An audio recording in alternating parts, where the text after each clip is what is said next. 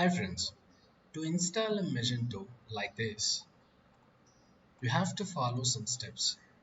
You have to install some applications. The first one you have to consider is OS. So I'm using Windows. If you are using the same, you can follow this tutorial. The next one is the server. I'm using XAMPP. If you install the XAMPP, so you will get Apache, PHP, MySQL.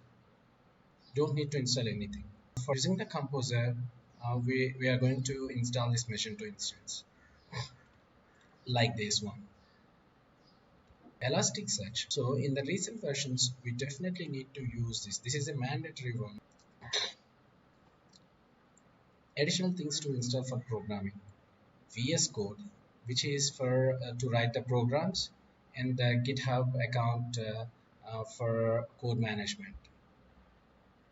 The next one we will see is how to download and install XAMPP server. Go to this URL.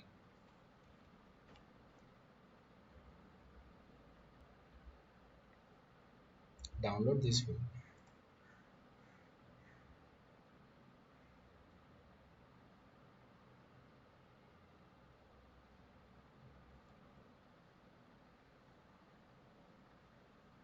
It is downloaded. Now you just click here to install this XAMPP server.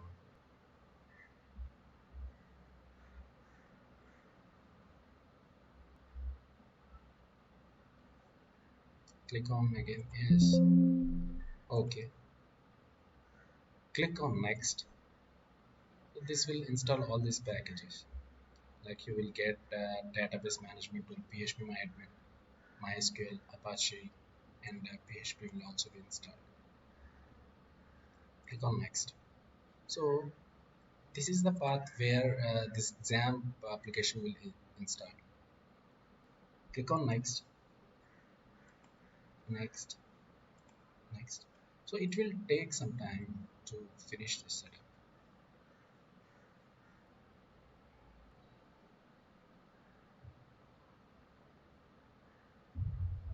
So the installation is finished.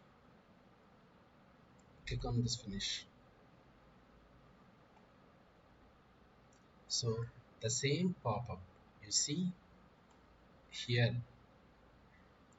So Apache, MySQL, these are the two important things we need to run this Magento.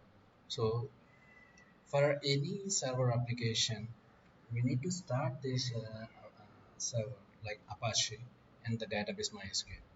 Click on these two, start, start. Now we have to configure some of the things to run Magento without any issue. Click on this config. There is a PHP INI settings. So here you have to find the maximum execution time.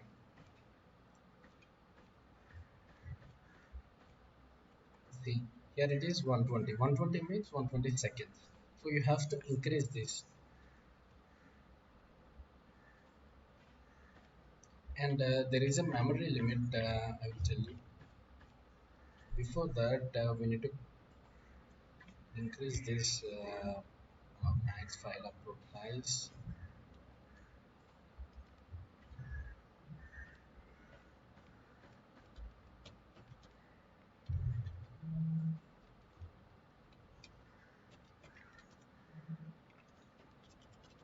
And memory limit 5 for MB. So you can increase up to 48. That means 2 GB. 2048 M. M means megabytes. So you are giving that 2048 means 2 GB. Now there are few PHP extensions in the same file. We need to enable that. Search with extension.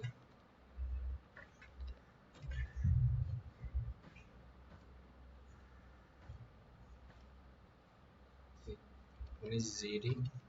There is a semicolon. That means it is commented. We have to enable this. That means we have to remove the semicolon. Then it will be enabled. So these are the PHP extensions. one is ZD, one is INTL,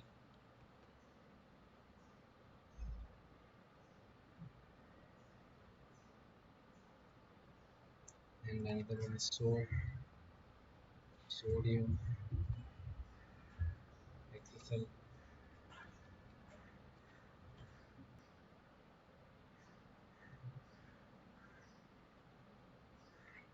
maybe the swap cache.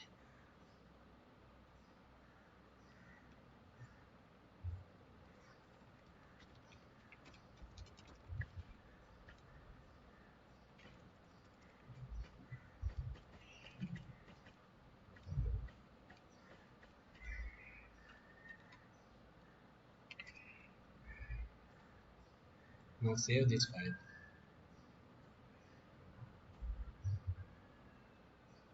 So for every PHP INA configurations, you have to restart this Apache server.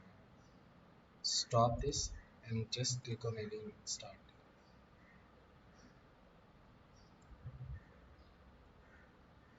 Okay, now both are working.